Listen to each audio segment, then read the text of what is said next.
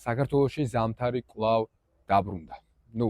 ესეთი სლოგანი შეიძლება ყოფილიყო რომელიმე ძაბსიუჟეტიანი ფილმის დასაწყისად, თუმცა ეს არ არის რეალობას მოცდენილი, იმიტომ რომ რაც ნასესხებმა წყალებში ჩაიდინა სამწუხარო რეალობის წინაშე გვაყენებს გამარჯობა ძვირფასო გამომწერო ძვირფასო მეგობრებო თქვენ კვლავ კოლხი ფერმის YouTube არხზე იმყოფებით და მე დემეტრ ჯურგული გახლავართ მისი დამფუძნებელი და უცვლელი წამყვანი vlogis დასაწყისში რა თქმა უნდა ისევ ყველას უნდა გთხოვოთ რომ აუცილებლად გამოიწეროთ ჩვენი YouTube არხი და აჭეროთ subscribe ხილაკს დააყენოთ ზარის ხილაკი რომ თქვენ ახალი ეპიზოდის დადების შესახებ პირველმა გაიგოთ და სხვებსაც მისცეთ შანსი რომ მეტი ინფორმაცია მიიღოს.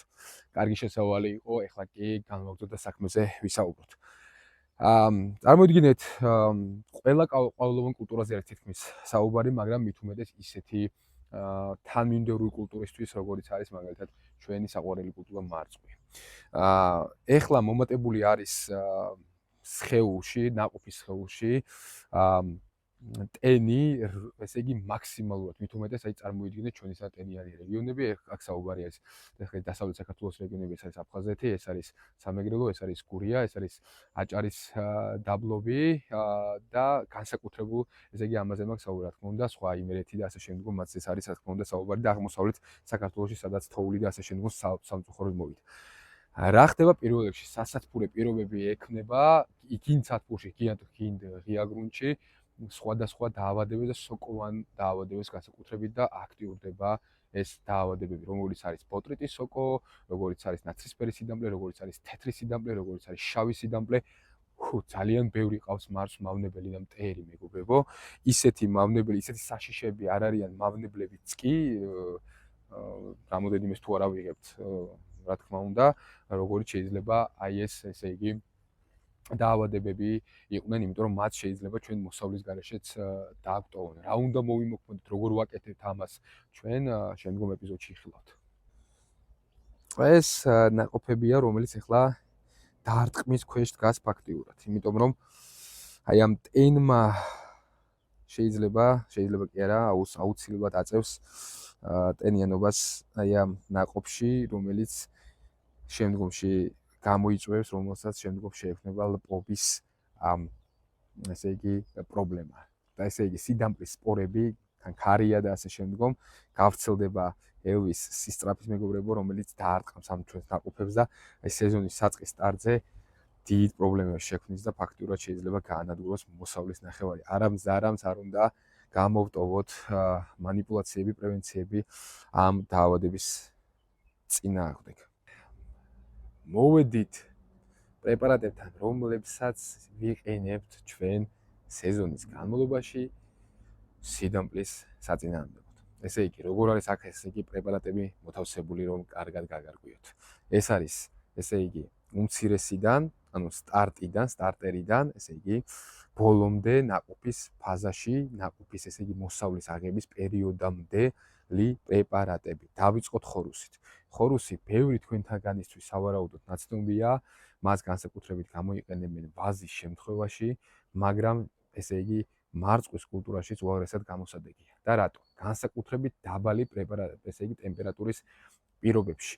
სულ რამოდენიმე დღის წინ სტორიშიც კი აღნიშნე და ვთქვი, რომ არ მეგონა მეთქი, რომ აპრილში ხორუსის გამოყენება მოგვიწევდა, თუმცა ისეთი დაბალი იყო ტემპერატურა, რომ ესე იგი ამ სიდამპლის საწინააღმდეგო პრეპარატის გამოყენება გახდა, ესე ვთქვათ, აუცილებელი და კარგი. ხორუსის მოქმედი ნივთიერება არის ციპროდინილი. ესე იგი, ეს არის სისტემური მოქმედების ფუნგიციდი, მეგობრებო. მე ასევე მინდა აგეხსნათ თუ რა განსხვავება სისტემურ ფუნგიციდსა და კონტაქტურ ფუნგიციდს შორის. აქ ყველა არის აბსოლუტურად სისტემური მოქმედების ფუნგიციდი. ყავს ჩვენ ფერმერები, რომლებიც უპირატესობას ანიჭებენ კონტაქტურ ფუნგიციდებს და მე მათი აბსოლუტურად მესმის. თუმცა მარწყვის შემთხვევაში სისტემური მოქმედების ფუნგიციდიც მნიშვნელოვანია და კონტაქტური მოქმედებისაც შეიძლება ითქვას.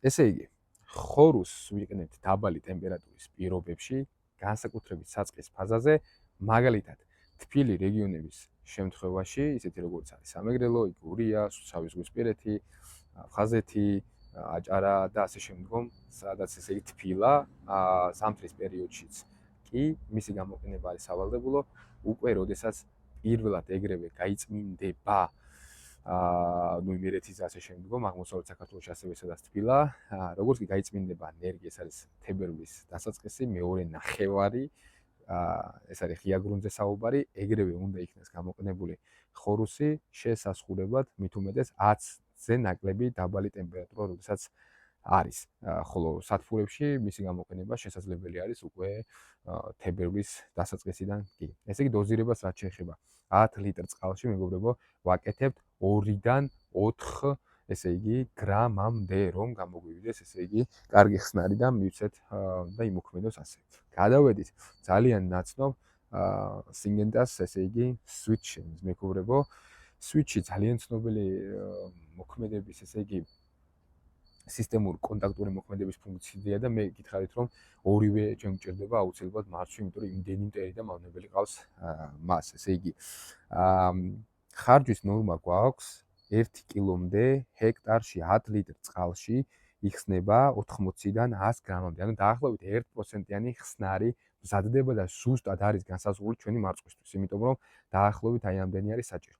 switch-ის მნიშვნელობა განსაკუთრებით აქტიურდება ზუსტად აი ამ პერიოდში, როდესაც არის უხვი ნალექი, მეგობრებო. როდესაც უხვი ნალექია, switch-ის მიცემა აუცილებელი არის. მაგრამ სანამ მივალთ ერთ საკითხამდე, უბრალოდ პირდაპირ რომ გადავიდეთ ერთ საკითხზე, ეს არის რომ აუცილებელი არის ნებისმიერი პრეპარატის შემთხვევაში დაცულ იყოს მისი მოქმედების დრო. ნებისმიერი კონტაქტური ფუნგიციდი, ნებისმიერი სისტემური ფუნგიციდი აბსოლუტურად უუნებელი არის თუ მის დროს ფერმერი იცავს, ანუ მოქმედების დროს. არ გეგონოთ რომ რომელიმე ხილს, რომელსაც იმპორტული ავიღოთ, არ ვიცი, ესპანური არ ვიცი, ფრანგული არ ვიცი, ბრიტანული თუ ასე შემდგომ, აი თურქეთიდან რო შემოდის ჩვენთან ასე შემდგომ, არ გეგონოთ რომ რომელიმე კულტურა არ მუშავდება სისტემური კონტაქტური მოქმედების ფუნგიციდიდან, ესე იგი ფუნგიციდის გარეშე, ანუ ფაქტურად დღეს შეუძლებელი არის რომ ხარისხიანი პროდუქცია ამის გარეშე მივიღოთ, მაგრამ ისინი აბსოლუტურად უნებელი ხდებიან მაშინ, როდესაც ჩვენ ვიცავთ მისი მოქმედების დროს. მაგალითად, ესე იგი, switch-ზე გვიწერია, რომ 10-14 დღე, ნახეთ, აი ახლა კარგად დაინახავთ, 10-14 დღე არის მოქმედების პერიოდი. ანუ სანამ დაკრეფა იქნება, თუ ფერმერი ჩათვლის საჭიროდ რომ მან გამოიყენოს switch-ი, 10-14 დღით ადრე გამოყენების შემთხვევაში ის დაკრეფის პერიოდში აბსოლუტურად უნებელი ხდება. გადავედით გეოქსზე და რატო გადავედით გეოქსზე? გეოქსი და switch-ი თითქმის ერთი და იგივე ფუნქციის მატარებელია. ოღონდ გეოქსი ძალიან კარგი, ესე იგი, ჩამნაცვლებელია switch-ის. რატო უნდა ჩავაძანცვლოს საერთოდ ფუნგიციდები? იმიტომ რომ არ გამოიწვიოს დაავადების წინააღმდეგ რეზისტენტობა. დაავადებამ თუ გამოიმუშავა როგორც მაგალითად მავნებელმა კულტურის მიმართ უბრალოდ პრეპარატის მიმართ რეზისტენტობა, მას შეეჩვია. ჩათვალეთ რომ როგორც წყალს ასხამთ შემდგომ ამ დაავადებას ან მავნებელს ისია, უბრალოდ შეესხმება და უკვე მოქმედება აღარ იქნება. ამიტომ მთელი წლის განმავლობაში, მაგალითად, სულ ხორუსის გასაგების ეს დაბალი ტემპერატურა, სულ switch-ის ან სულ გეოქსის გამოყენება არ არის მართებული და უპრიამი და ეს ჩვენ აუცილებლად უნდა ვიცოდეთ. ანუ switch-ის ჩანაცვლება ხდება. switch თუ ერთხელ მივიცავ, შემდგომ შეგვიძლია გავაგრძელოთ გეოქსით. ეხლა გეოქსის შესახებ იგივე სინგეტას ესე იგი პროდუქტია და ფლუდიოქსონელი არის მისი მოქმედი პრეპარატია. ძირითადად ესე იგი ფართო სპექტრის დაავადებების წინააღმდეგ არის მიმართული. ანუ ლოკალურად, რო ვთქვათ, რომ რომელიმე სიდამპლის წინააღმდეგ მოქმედებს, არა, ძირითადად მიმართული არის ფართო სპექტრის, აქ არის შავი სიდამპლე, თეთრი სიდამპლე, ნაცრისფერი სიდამპლე, ბოტრიტის სოკო და ასე შემდგომ ფაქტიურად შეგვიძლია რომ ესე იგი გავაგოთ 10-14 დღე აქვს მასაც მოქმედების, ესე იგი მოქმედების ესე იგი ჯერადობა. ჩვენ როგორ ვაკეთებთ ახლა გეოქს დაახლოებით 40 გრამს ხსნით 10 ლიტრ წყალში, ანუ 0.4%-იანი ხსნარი გამოდის და ესე იგი ვასხურებთ მას, როდესაც ჩანაცვლება ხდება switch-ის გეოქსის. ეხლა კი მივედით კიდევ ერთ პრეპარატთან, მეგობრებო, რომელსაც ქვია აფეტი.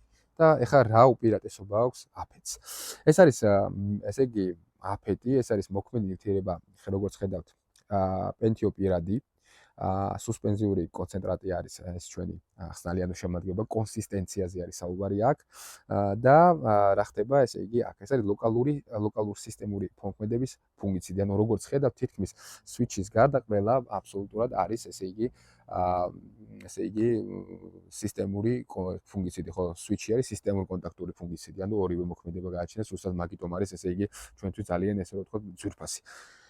როდესაც მაგალითად მივედით, აი ჩვენ თქვით, რომ 10-14 დღე გჭირდება, რომ ეს არ დაირღვეს პრეპარატის მოქმედების ვადა და თქვათ რაღაც ჯანმრთელობის პრობლემებთან დაკავშირებით არ შეუქმნათ ჩვენს მომხმარებელს, ესე იგი, პრობლემა. ამისთვის, როგორც გითხარით, დავიცოთ უნდა დრო, პერიოდი ჩვენი